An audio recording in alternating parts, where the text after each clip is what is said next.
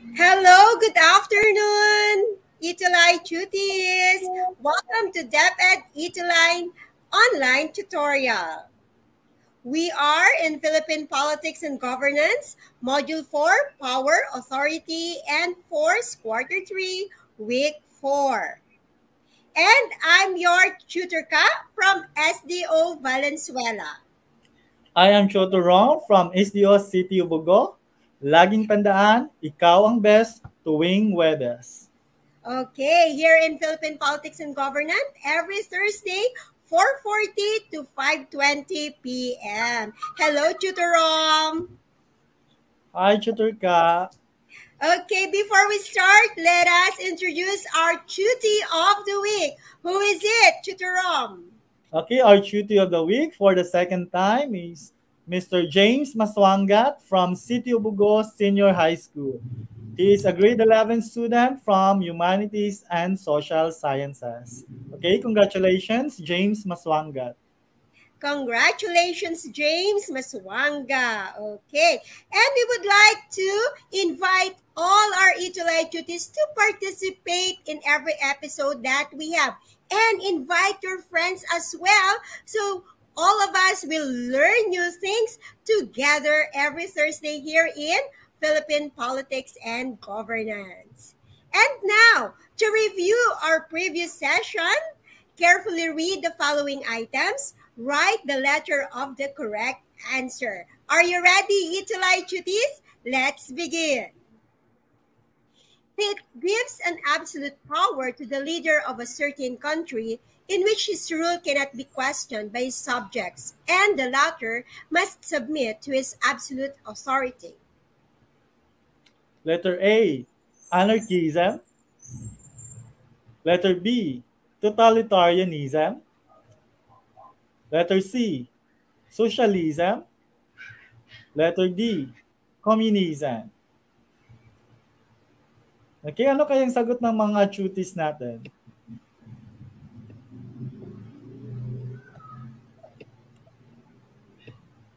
Okay, we have also our viewer no from SDO Malabon, are also our second timer tuty of the week, Mr. Rins Guyver Calanta.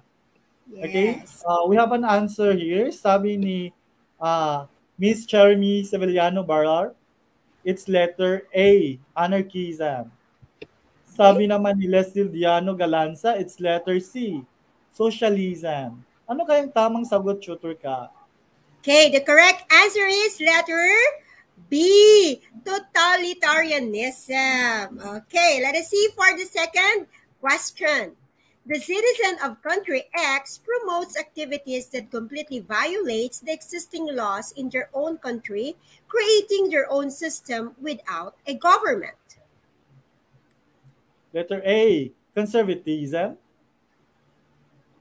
Letter B, anarchism. Letter C, feminism.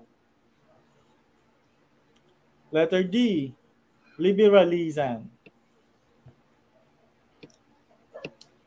Okay, ang dami nating mga nanonood, tutor ka, from different divisions, no? Okay, ang sagot ng ating Chuti of the week, Mr. James Maswangat, it's letter B, anarchism. Sabi naman ni Velika Pipito, sabi niya it's letter B, anarchism. Is it letter B, tutor ka? Tingnan natin kung tamang kanilang mga sagot, Tutorom. Okay, very good. It's letter B. Nako, Tutorom, talagang sila ay nakinig sa ating lesson last episode. Okay, for number 3. The government of the Philippines passed a law instituting the economic protectionism by means of increasing tariff on imported products to limit its entry into local market. Letter A, conservatism. Letter B, communism. Letter C, nationalism. Letter D, totalitarianism. Kaya ano kayang sagot dyan, tutor ka? No, tingnan natin ang sagot ng ating mga tuties. Okay, sabi ni Nakaryu Anyana, it's letter B. Communism daw. Sabi naman ni Lazy John Lipon, sabi ni James Maswangat, it's letter A. Conservatism. Okay, iba-iba yung sagot nila. What's the correct answer, Tutor Ka? Tingnan natin, okay? It's letter C, nationalism. Okay. Ba't kaya letter A? Diba?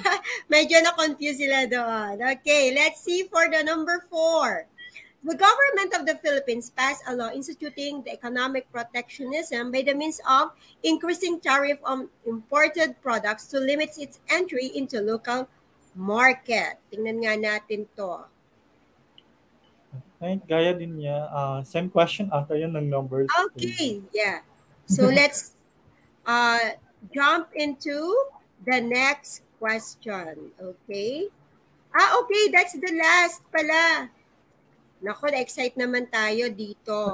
So, before we start with our new lesson pala, Tutorom, before we forget, we would like to remind our Itulay Chuties, okay, that every week we will have our Chuti of the Week. It means that this is the Chuti that participated well during our episode. Katulad ngayon, di ba? So, the more that you participate in us during our discussion is namimili talaga kami nung talagang very active, di ba, Tutorom? Tama po ba? Yeah. Tama dyan, Tutor Ka. I-feature natin yung pinaka-participative na duty.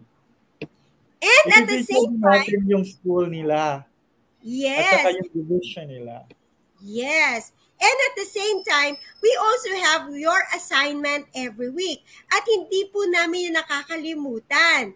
Kung makikita po natin yung first episode natin, we already posted somebody who made the assignment. Di ba, Tutorom? Yes, oo. Yung infographic ata yun yung first assignment natin. Yes, opo. So with that, we would like to invite our tutees to send in your assignments to us. Di po ba, Tutorom? We encourage you to send your assignments to us and malay nyo kayo yung ma-feature sa aming mga episode. Now, listen, sabi nila, Teacher, bakit anong meron sa head ni Tutor Rica at ni Tutor Rom? We are celebrating Women's International Month. So, this is what na-explain ko na to last episode. So, this is all about women's resilience to the what we call social engagement. So, yon. So, let's go on with our pre-activity. Ano kaya ito? Okay, carefully evaluate and analyze the picture. Guess if what specific word best fits the theme of each photo show. So ready na, Itulay Chuties? Here we go. Tutorom, pa-explain po ng pictures. Yeah, I think the first picture, parang solar energy. Tapos yung second picture, parang start button ata yan. No? Ikaw, Tutor, ano bang mga nakikita mo dyan?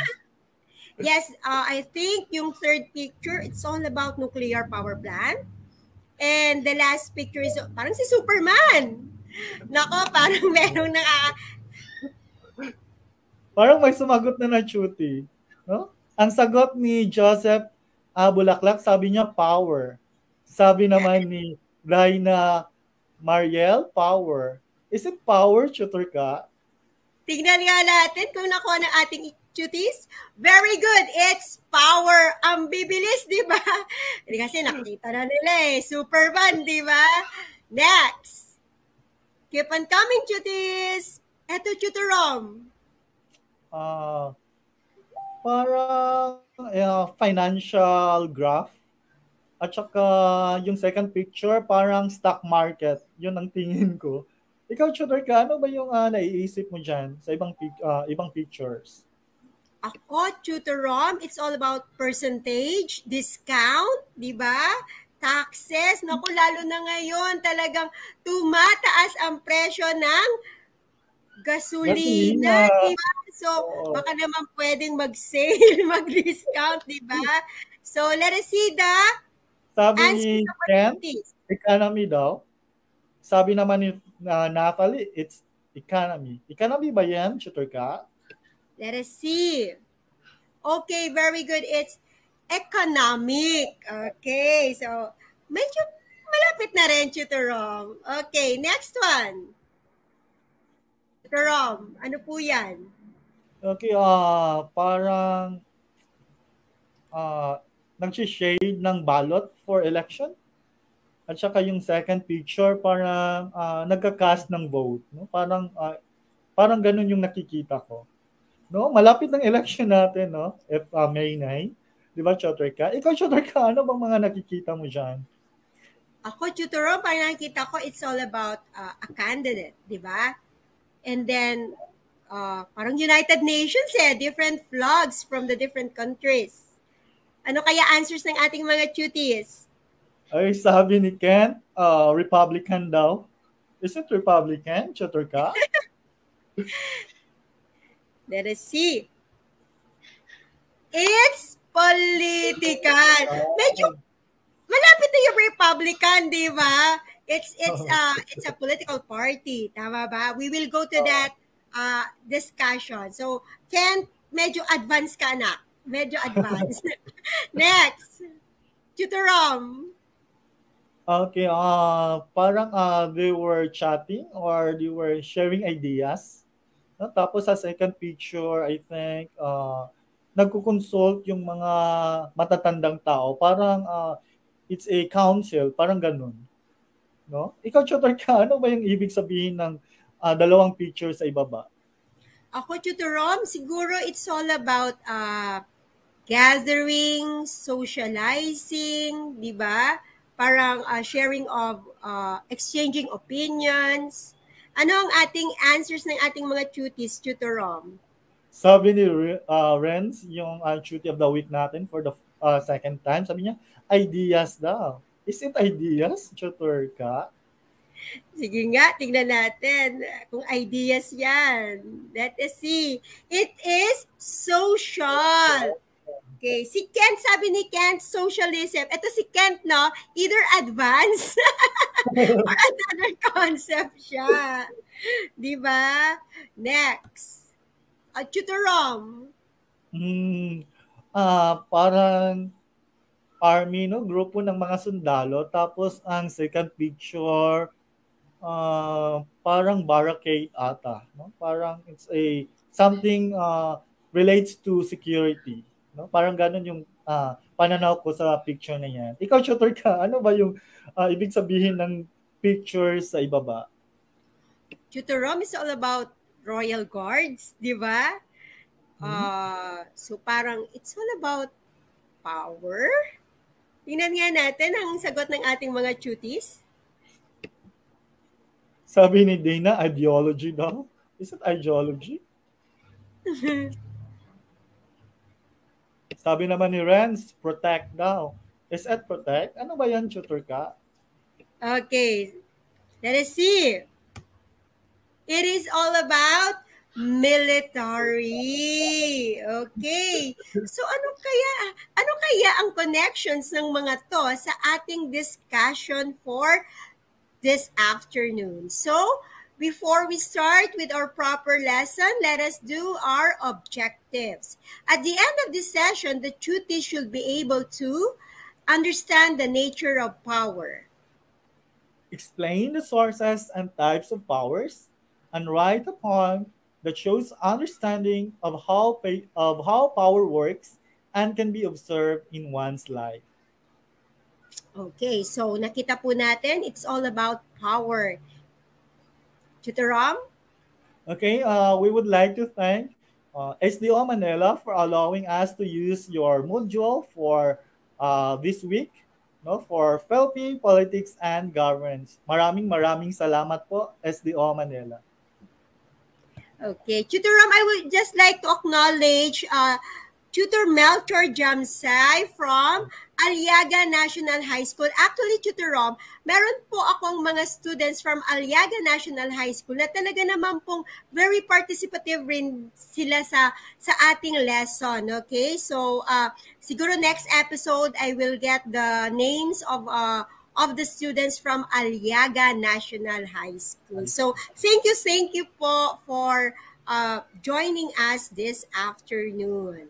Now, we go on with our Module 4, Power, Authority, and Force. Kung makikita po natin dyan sa ating picture, it's all about what? It is a hand fist. And we discussed that one last episode regarding the ideology of certain, kung ano yung nakikita ng tao and how the people in a community behaves and forms their norms.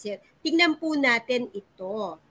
So, Tutor Rom, it is all about power. And with that, I would like to start. What is power? It refers to the ability to influence the behavior of others with or without resistance. Tandaan po natin sa Tagalog, ano ang power? Ito ay ang puwersa. Tinatawag ng iba, it is what? It is kapangyarihan, di ba? Okay? So, when we say power, it is the ability to act, di ba? It is about act or produce an effect. Pag may kapangyarihan ka, titingnan natin, merong epekto yung kapangyarihan na yan eh. Merong reaction. So, it is the power to change things. Pag merong kapangyarihan, may nagbabago. Yan po ang tinatawag na power. It refers to ability to influence. Okay? And we have the types of power. What is the first type of power, Tutor Rom? Okay, the first type of power is economic. It refers to the ability to control events by virtue of material advantage. So it is based upon the relationship of the modes of production and conditions in the labor market, distribution of resources, social hegemony based on wealth and the likes. Okay, if we would trace back our history, in the Philippine history, it's not lacking in abundance of this classical struggle of hegemony between the elites and the masses. Okay, take note that in our history, Andres Bonifacio raised arms against the Spaniards, hoping to finally own the lands that they tell after gaining independence. Okay, so it is due to the fact that the establishment of the Philippines as a Spain's colony was threatened by either connivance with them to rule over the masses, the connivance between the elites and the Spaniards. Hence, the accusation of economic power had always been synonymous with political power in the Philippines. Ganun naman talaga, tutor ka, di ba? In reality, if you have wealth, parang may power ka na rin. So that's what happened in our history, no? Yung mga Spaniards, parang they rule over us because we own the resources, no? So that is one type of power, economic power. Okay, tutor Yes. ka? Yes, that is economic power. And another type of power is what we call social power. It is based upon community opinion, family position, honor, prestige, and patterns of consumption and lifestyle. So very, very basic, no, Tutor Rom. It's all about your position in the society.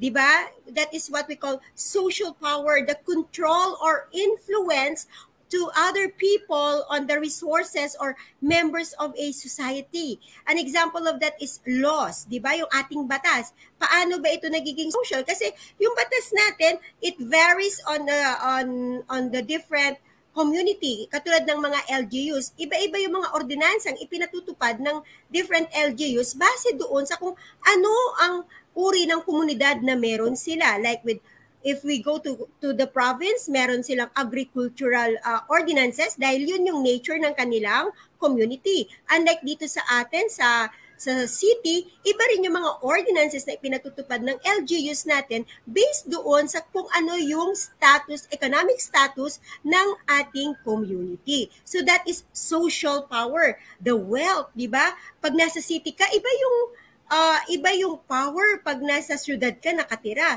Unlike with kung ikaw ay nakatira rin sa probinsya, iba rin yung social power na meron ang tao doon. Also with the fame, di po ba? Pag nasasabi nga na, sila ay galing sa syudad, iba yung tingin ng tao at nagkakaroon ng what?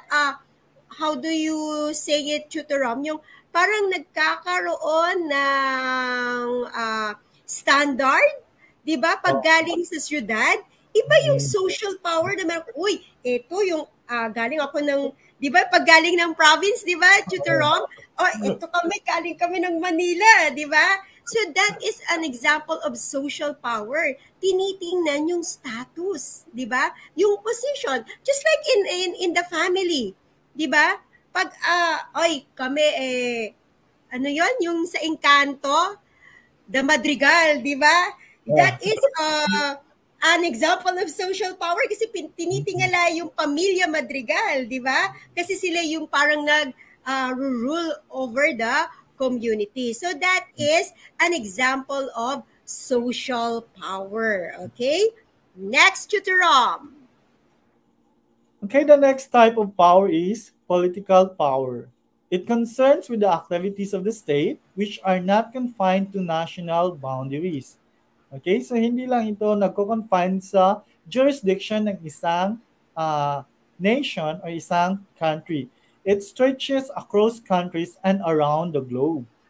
Though it commonly deals with the institutional bureaucracies, political power also deals with the relationship of the legal structure and party affiliation. Okay, political power was manifested through the Philippines.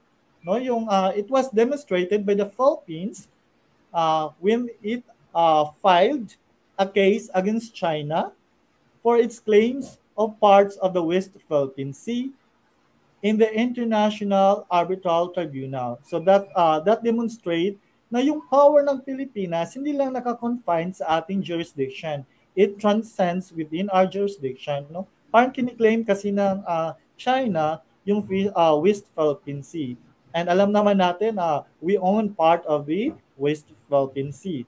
Okay? This is a landmark case that demands China 9-dash line and upholds the Philippines' claim through legal process. So this act of the Philippines has shown enormous political power since the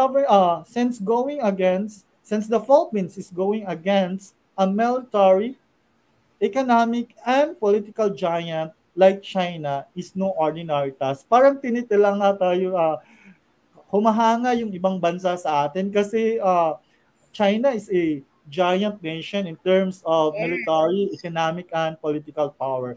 But we demonstrated na kahit maliit tayo na nation or country, may political power din tayo. Okay, di ba, Chotorka? Tama ba, Chotorka? Yes, agree ako dyan, Tutorom, di ba? Nakita naman natin yan.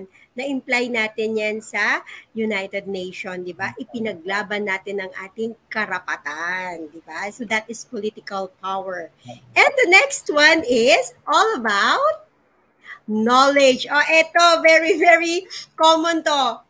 Knowledge is power, di ba?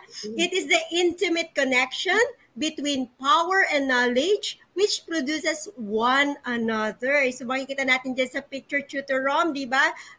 It is all about, it is in our mind. It empowers us to take informed decision. Kasi pag meron tayong kaalaman, meron tayong karunungan, nagkakaroon tayo ng magandang desisyon sa ating mga gawain. And it resulted into a good action. At when there is a good action, tatandaan nyo, pag good action yan, merong positive reaction na nangyayari. Kaya nga lagi sinasabi, knowledge is power. Ang karunungan, ang kaalaman, kapaki-pakinabang sa iyong kinabukasan. Hindi pa tayo tapos, di ba?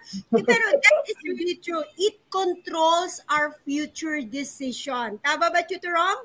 Di ba? Yeah.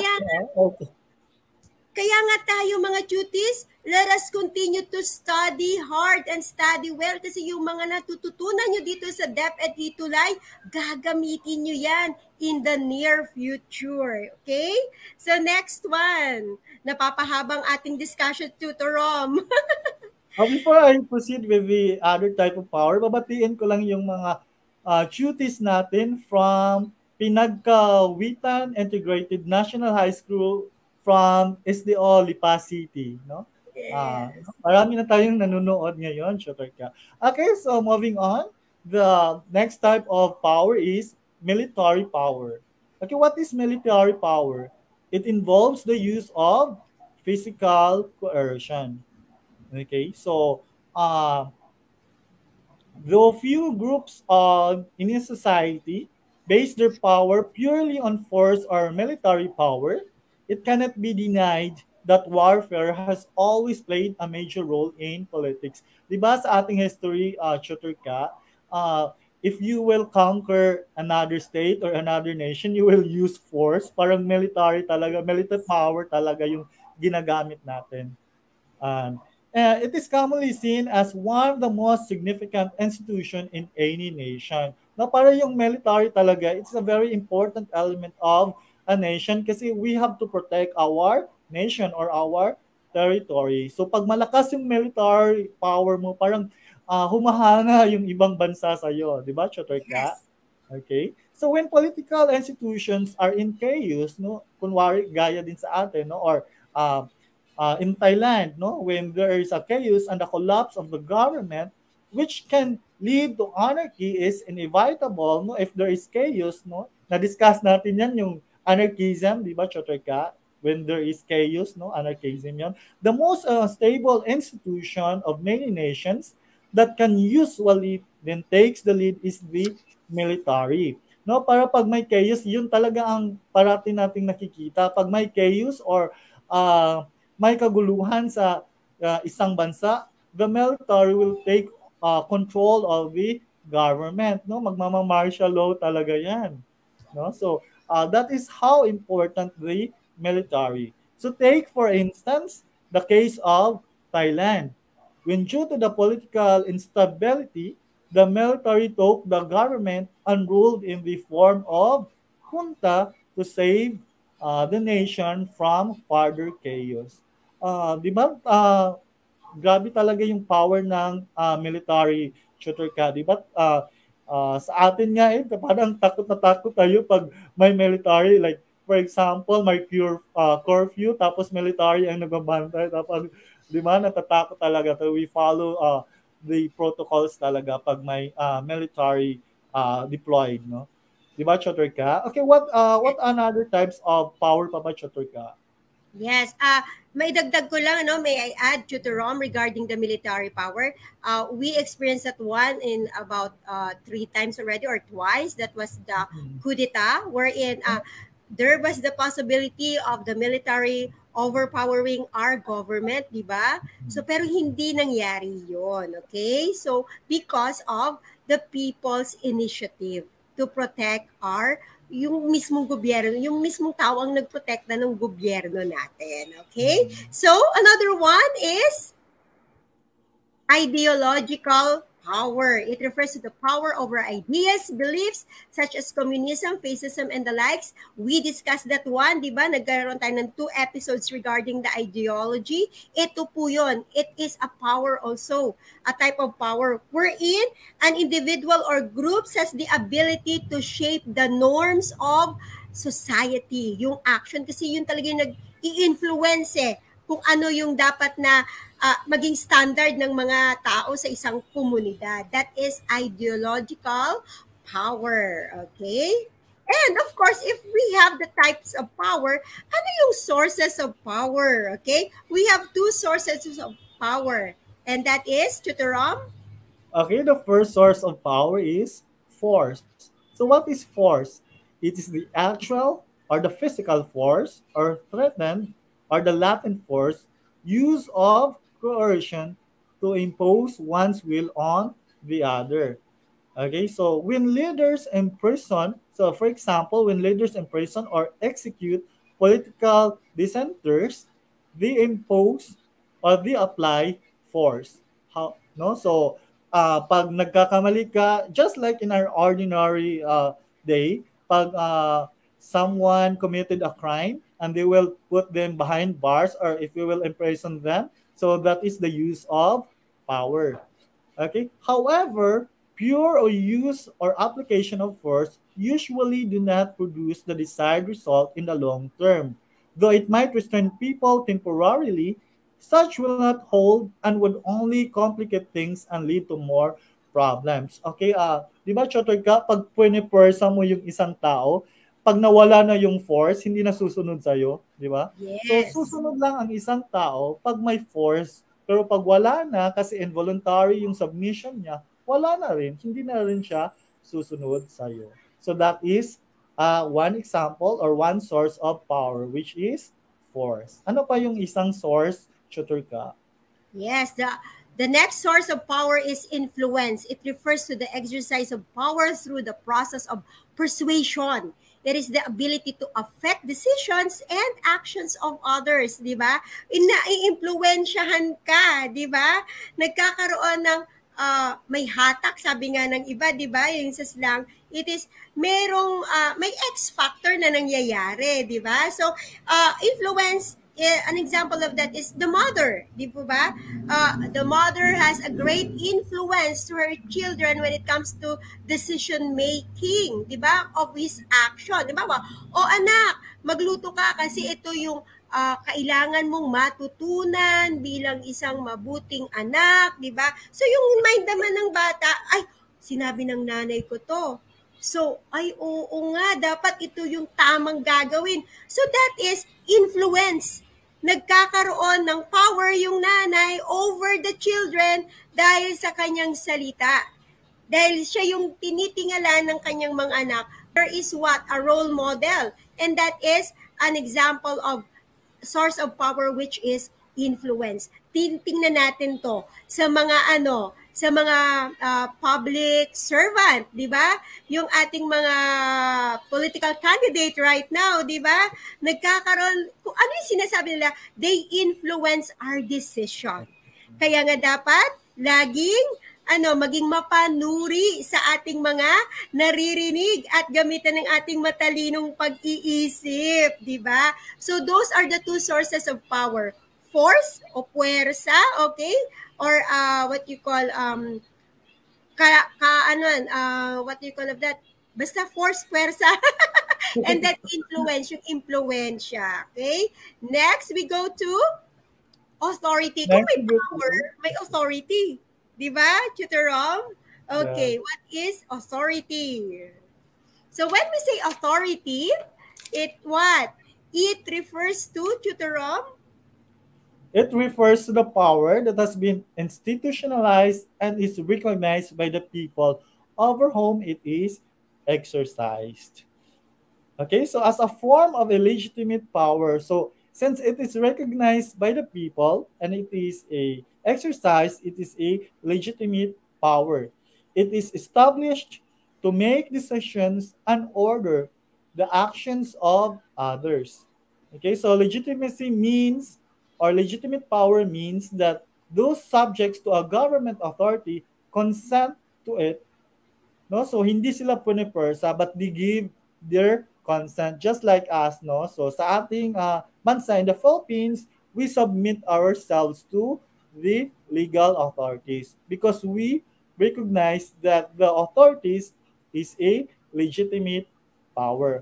So as an agreed upon legitimate relationship of domination and subjugation, any decision and carrying out of that decision made through legitimate channels of the government falls within the realm of the authority. So, kunwari, just like in the Philippines, no, pag may ginagawang batas or the Congress would enact law, then we will submit ourselves to abide and obey the laws, no, that we have enacted. So that is an example of authority, no, because we recognize that the Senate or the Congress has a legitimate power to create and enact laws, and that since we are subject to the laws that they were enacted, then we are compelled or mandated to abide the laws. So that is the authority. Okay. Yes. So that is authority. And we have the different types of authority. The first one is the traditional. It refers to the legitimate power conferred by custom, tradition, belief, and accepted practices. Okay? Just like an example of it is the what? The monarchy in Europe, okay? The hereditary nobles. Hindi siya pwedeng palitan ng kung sino lang. It is what? With linkages or lineage of the blood kin, di ba? So, from Queen Elizabeth, sino yung susunod? It is Prince Charles kasi yun yung anak niya. Hindi siya basta pwede palitan ng kung sino lang. That is an example of the traditional, legitimate power conferred by what? Custom yon, okay? With belief yon, with tradition. Another example of that is the Pope, di ba? Of the Vatican, which holds the authority as a surrogate of Jesus, di ba? That is what? Belief natin yun eh, di ba? Pag nakita natin si Pope, it represents what? The holy of characteristic of Jesus Christ. So traditional yung klase ng authority na meron siya, di ba? So makikita natin yan sa Pope kahit saan siya pumunta, he is being what? He is being respected. The full respect is on the Pope. So that is a traditional authority. Next one, Tutor Rom. Okay, the next type of authority is the legal rationale. It is established in law or written regulations that determines how a given society will be governed. So this is commonly exercised in workplaces, schools, and other institutions. So in legal rationale, the leaders derive their legal authorities from written rules and regulations that were enacted by the proper authorities. So kung sa traditional, it was by hereditary succession, in legal rationale, the powers or the succession is written or based on the law. Okay, so for example, sa Philippines, no, the authority in the Philippines, the powers of the president and the succession in governing the Philippines are specifically enumerated in our constitution. Okay, so the powers of the president are enumerated or provided in Article 7 of the 1987 Philippine Constitution. So yung source ng power ng ating mga leaders ay nanggaling sa ating mga laws, okay? Sa ating mga statutes that was enacted by the House of or by the Congress. Yun ang legal rational type of authority. Okay, is there another type of authority, Chaturka? Yes, meron pa po, Tutor Rom. And the last one is the charismatic. It is a type of power which derives its origin from an individual's certain quality which set him apart from ordinary men and treated as endowed with supernatural, superhuman, or at the very least, especially exceptional powers or qualities. So, ito yung charismatic, merong X factor na nakikita ang tao doon sa doon sa leader niya yun or the authority, di ba? So, an example of that is Martin Luther King, okay, during the 1955 wherein he influenced, okay, nagkaroon siya ng influence doon sa mga tao fighting against the racism, the civil rights of the colored people, okay? Another one is Winston Churchill. Okay, he led the Britain to what? To succeed during the Second World War. At isa sa pinaka-famous quote ni Winston Churchill is never surrender. Yan po yung original, that was the one originated nung never surrender. Kaya it's very famous and very charismatic kasi hindi nila yun nakita sa ibang tao eh. Only to them. Merong distinguished characteristic itong taong to na hindi nila makita sa iba. And that is what you call charismatic authority. Sabi nga ni James, ang ating Tutor of the Week, extraordinary, di ba? May X factor yan. Okay? Next, we have, napapahaba. We go to our post-activity. Tutor Rom? Carefully read the following items. Write the letter of the correct answer. So let us see. Number 1, according to Max Weber, there are 3 types of independent and equally important power. Which of the following is not among Weber's 3 types of power? Letter A, economic power. Letter B, military power. Letter C, political power. Letter D, social power. Okay, which of the following is not the type of independent and equally important power according to Max Weber? So ano bang sagot ng mga cuties natin? Okay, sabi ni Louis, it's letter A, economic power. Okay, is it economic power?